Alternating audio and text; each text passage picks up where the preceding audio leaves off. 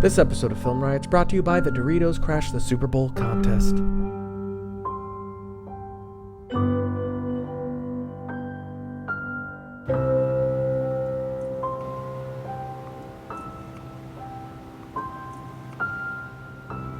Bruno Vieira. What can we say about him? He was a mammal. And a darn good one. Taken from us, all too early, by a malevolent force. More specifically, Ryan with a machete in the last episode. But Bruno was a beautiful man. A bearded man. Type of guy that would walk into the room with 3 people and would be the 4th person in the room. Yea, though he walk through a shadow of a doubt, he will not be in a frenzy, because when he looks out his rear window, psycho and bird styling for murder. Amen. Amen. That was beautiful, man. You have a pretty mouth.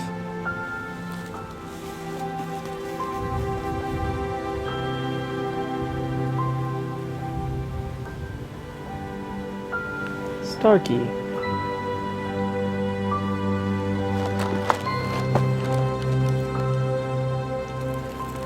Oh, good. Hey guys! I'm gonna kill everyone you've ever loved right in front of you. And you're gonna have to watch.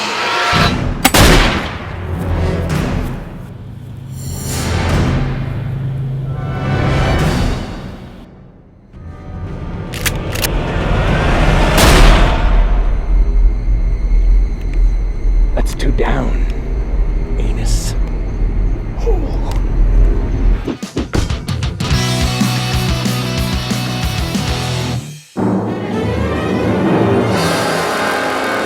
Welcome to Film Riot, the show that takes the mystery out of the effects and techniques going to some of your favorite Hollywood films. I'm your host, Ryan Conley, and last week I killed Bruno with a machete. As I promised, today we are going to show how to do blood splatter like a pimp, thanks to this email. Hey Film Riot, can you show how to make a big blood splatter effect? See? And yes, I can. And I gotta say, it's some of the most fun I've had while figuring stuff out for Film Riot on a show. Let's go. Okay, so we have shown ways to do blood splatter before. It's on me! We've used snorkels, water guns, and even a pressure cleaner, but what I have been wanting to do for a long time is buy an air compressor to really do this right, so I ran over to Home Depot and bought a 155 PSI air compressor for 150 bucks, which I also needed to get a hose for it and these connectors, and I also got some extra clear tubing. All in all, I spent about $180. Now, once I had my Lord's Breath home, I set it up and tested it on Bruno's face. Next, I grabbed my plastic tubing and connected it to the hose, which was another piece that I had bought, which allows me to trigger the air when I want. Now on the other end of the clear tube, I attached a plastic bottle, which I cut the bottom off of, so this will be like my barrel of sorts. But now that we have this, it was time to do some testing. So we got all our air pressure up, we got our blood in the tube. I'm about to pull the trigger at 155 PSI, so here we go. And now that was a bit too much and a bit uncontrollable as well, as far as the blood coming out and whatnot, which would be cool for something later, but for this we wanted something much more controllable. So, before we were trying to fill all the blood up in the actual cup part itself, now we've filled up the tube and we put just a little less in it to see what kind of effect that's gonna have. I think it's gonna be a lot more of a solid hit, a lot less spread, but we'll see. Ready? 3, 2, 1. Yeah.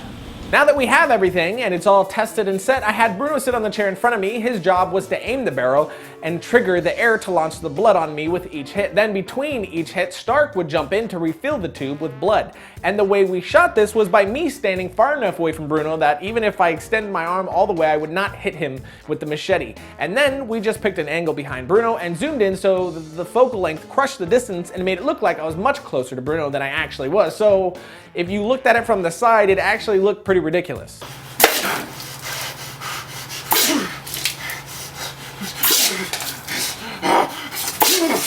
For the shotgun hit on Starkey, we did it a bit differently. I used a smaller tube, and at the end of the tube, I created a circle. Then cut holes about 1.5 inches apart from each other. Then I attached this to a bigger tube, which is where I will store the blood before the shot. Next, I connect the piece to Stark's chest, and then hide the tubing within his shirt. Then I cut a star pattern right over the main piece, and we are ready to go. To fire it, I just fill the tube with a little bit of blood, which you see here, which you'll need to test for yourself to see how much you want. Then I connect it to my trigger ring mechanism, duct tape that so there's no air leak, and we're ready to fire. That's it, super simple, really effective, and much safer than the first gunshot method that we showed you a while back. Oh! Of course, I was going for an overboard, super gory shotgun effect, but if you want something more realistic, you can just use one straight tube with one hole, but that's it. And your sound effects, add them in, and then, you know.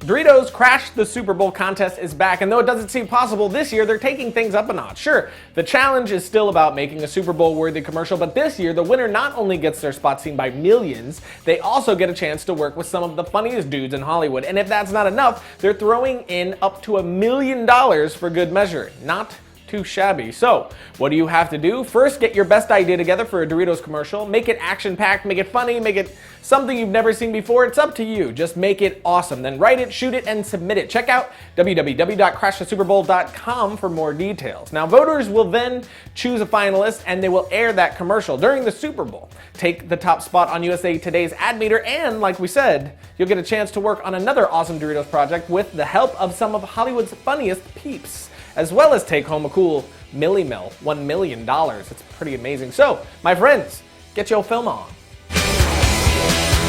Logo. Okay, kids, adults, and dead things, that's it for today. So, if you'd like, you can give my Twitter a look-see. I post stuff there occasionally, and Facebook as well. And I'll see you guys on Thursday for more bloody fun. But until then, be safe and watch good movies.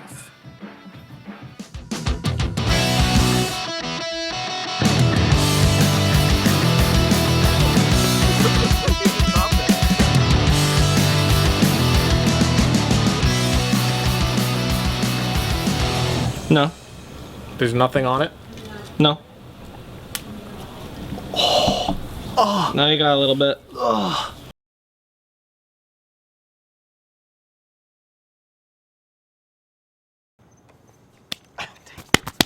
Rolling? Yes. Oh.